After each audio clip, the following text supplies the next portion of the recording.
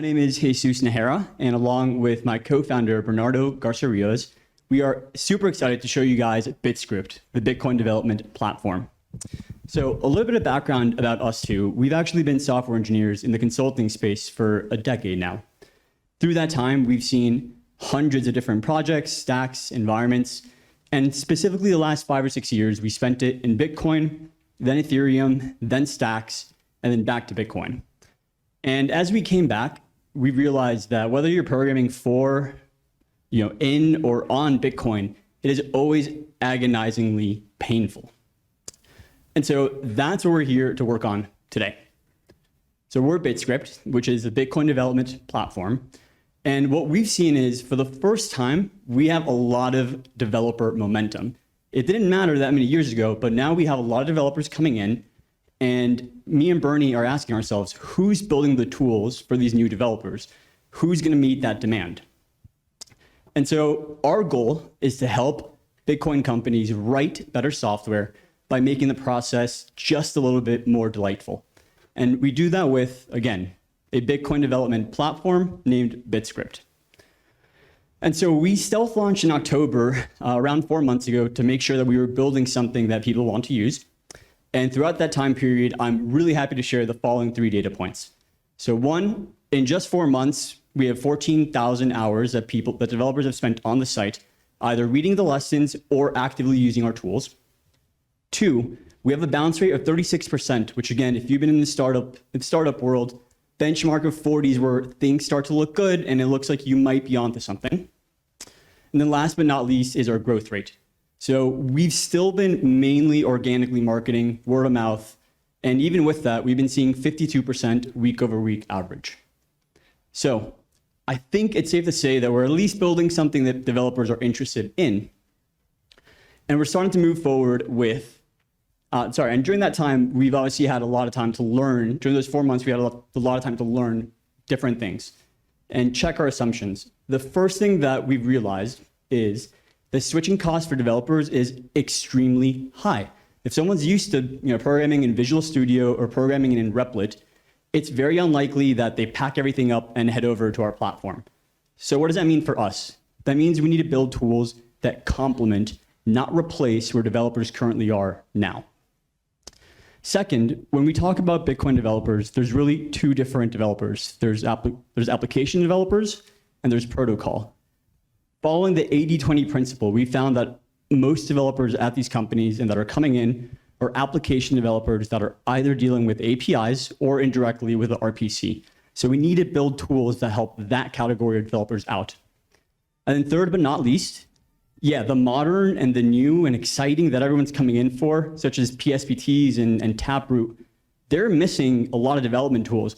But on top of that, teams are actually missing the critical and the mundane. The biggest universal pain point we've found among teams is actually testing and testing for Bitcoin.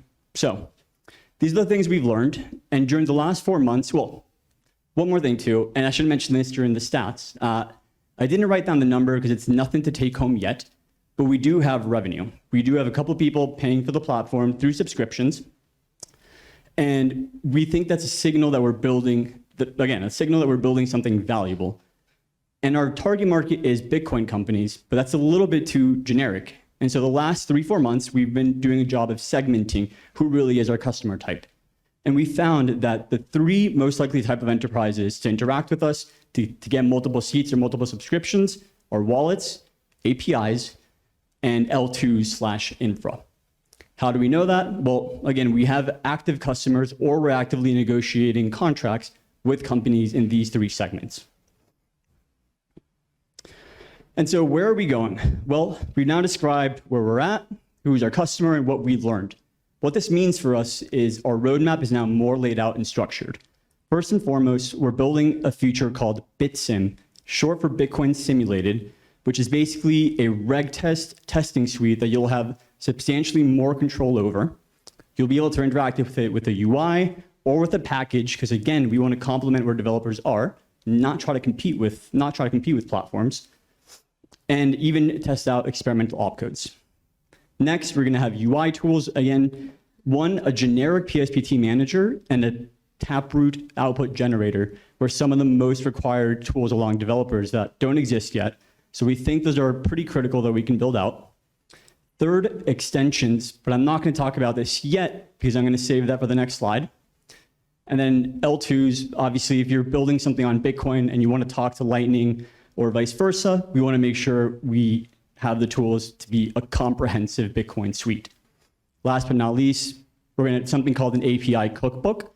So anything that you do on our website, whether it's testing or whether it's creating a pay to Taproot template or a PSBT template, you'll actually be able to wrap that around into an API endpoint and use that in your app locally. So how are we getting there? Well, we're getting there through two main distribution channels. One is education, and the second, inbound tools. When it comes to education, we've found that education is so key for distribution. To give you guys an example, as you'll see shortly, a lot of the website, because we've built it to accommodate developers that are, just starting out, plebs, learning transaction formatting, or, wizards that are learning script, a lot of that is going to cover education. And as we've written articles and lessons, which we'll see, we've actually found a way to methodically turn those into threads. And those threads have actually been where almost all of our paying customers came from. So sharpening our content machine is something we want to do. Two, work with educators, whether it's Base 58, whether it's Jimmy Song, whether it's Libreria, the Satoshi. We want to build tools that are almost supporting the people that are really on the front lines of educating, because again, we feel like one of our competitive advantages is design and specifically visualizing complex Bitcoin concepts. And so if educators can show our tool while they're giving their lessons, we think it's a great way for one, new developers get familiar with our brand, and two, as they grow and join companies, they'll be familiar with a software they've already used. Second, inbound tools, and this goes back to the roadmap that we had in the previous slide. We want to complement where developers are, not try to replace them, not try to replace those platforms. And so the best way to do that is going to be wrapping up a lot of our functionality and putting it either into a Replit extension or into a VS Studio extension. Last, we want to open source everything. We haven't yet because I don't think my code is quite there yet, but we want to open source everything so that developers can remix some of the tools we're working with, and we think that's going to lead to organic inbound. Okay, so that being said, demo time. What I'm going to show you guys, it's the local version, but if you go to bitscript.app, everything is production, everything is live. The only feature that you're not going to find there is the BitSim or Bitcoin simulated a reg test environment, which again, we're still working on now. So if we go to Bitscript, you see two different call to actions. You see lessons, because again, we want to make this friendly for programmers that are just coming into Bitcoin or programmers in other blockchains that don't necessarily understand the UTXO model or stack or anything like that. So we have lessons, and then we have the sandbox for, again, the script wizards who just want to get in there and start writing some script. Starting from lessons, the core part of the lessons experience has to do with, again, really technical, detailed, polished blog posts. And so to give you guys a quick example, something like this, when it comes to ECDSA signature generation. In addition to lessons, we have opcodes. So, there's documentation for opcodes, but what we really want to lean into, at least for the educational part, is visualizing what developers don't know. So if you ever wondered how op-add works inside the stack, here's an example. Of course, if we have the opcodes, we can also build the scripts. So as developers are learning more and more about different transaction types, you can come here, and you can not only read a description on pay to public key hash, you can actually see the SIG script, the script pub key, and you can see a visualization to the right of how the stack executes those one at a time. Last but not least, we have an RPC reference, which again, a lot of developers are really application developers, either directly or indirectly interacting with RPC. So we wanted to have a Postman-like interface that they can use here to test out at any point. So now heading on to the developer tools. So these are for people that are already getting their feet wet, they're developing, they're starting out. And we're gonna go from top to bottom, from utility to the more advanced tools to the latest and greatest. So starting with data formatter. Again, if you've ever written Bitcoin, you know everything compiles down to hex. And so a lot of the time you have to work with, well, am I casting everything correctly? So for example, here we have top builder, and we can see top builder in all these different data formats. And we can also switch things from big endian to little endian, which is also one of the biggest surprises that people have when entering Bitcoin development. Moving up, another utility tool, hashing calculator. Whenever you need to test the output of a pre-image that you're working with, we have all the Bitcoin hashing algorithms built in. So, building top builder, underneath the 32-byte hash output. And you could switch to all the different Bitcoin hashing algorithms as well. So hash 160, and then this will be 20 bytes instead. Cool. So now moving up to our most advanced tools, and this is where we're finding developers are spending most of their time, transaction deserializer. And so again, this is in production, you guys could follow along, but I'm gonna show an example. So let's say we wanted to understand how we go from raw hexadecimal to what you guys see in a block explorer, right? You see inputs, outputs, you see all these transactions and all these diagrams. Well, how do we go from that to what you guys see in the block explorer? And so as a developer, you should be able to understand exactly how every single byte in a transaction ends up being a critical part of a readable block explorer display. And so here we see everything being highlighted from a signature to an op push, so for the upcoming data bytes. So obviously next would be a public key. And then we can also see individual opcodes here. If we want to read more about an individual opcode, we can freeze a panel, click on that, and it'll take us to the opcode view that we were viewing earlier. Okay, and so this view, you can see it in lists or in JSON. So if you don't want to see all the hex at once, but you want to learn what is happening in a transaction byte by byte, or the JSON format. And then last but not least, the script sandbox. And again, this is definitely our most advanced feature, but this is for people who know what script is or are beginning to write it and want to experiment with it. And again, we pride ourselves on, we want to have a competitive advantage of design. And so here, I'm just going to add the numbers 1 and 1000 using op-add. And to the right, you guys are going to see what happens.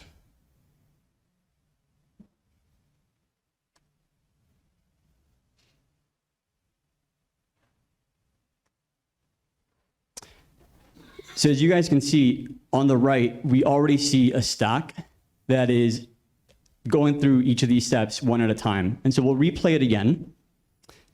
And as we see, we can see op push 1, then it pushes the number 1. Then we see op push 2, then we push 1000, and finally we use op-add. And so again, this is more so for very advanced developers or developers who are aware of what script is. But you can actually also share these instances, and probably one of our most exciting features. So you can, and this is a paid feature, of course. So you can actually fetch a transaction and then inspect how it was confirmed. And so to give you guys an example of that, let me grab a quick TXID.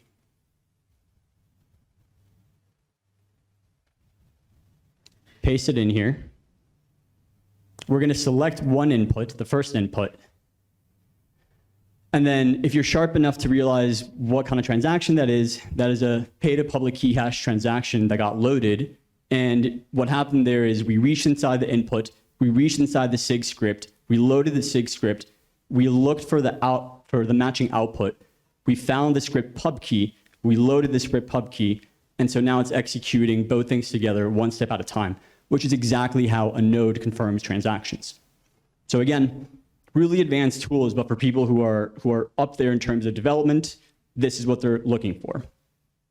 Last but not least, and this, again, some of this is mocked, some of this is broken, so have patience here. The Bitcoin simulator, or BitSim, is going to be a way to quickly spin up reg test instances that you can then use that you can use to write tests and command within it. So let me give an example.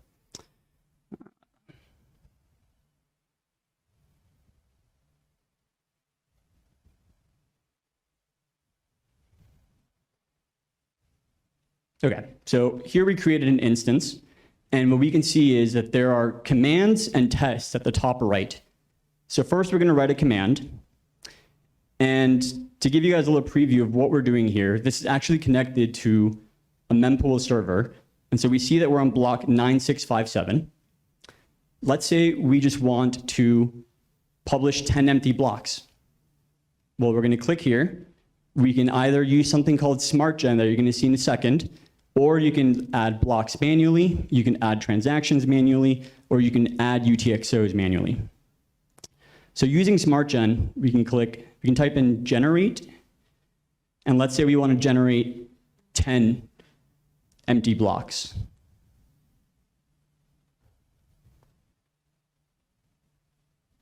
And so we see that there's that command there.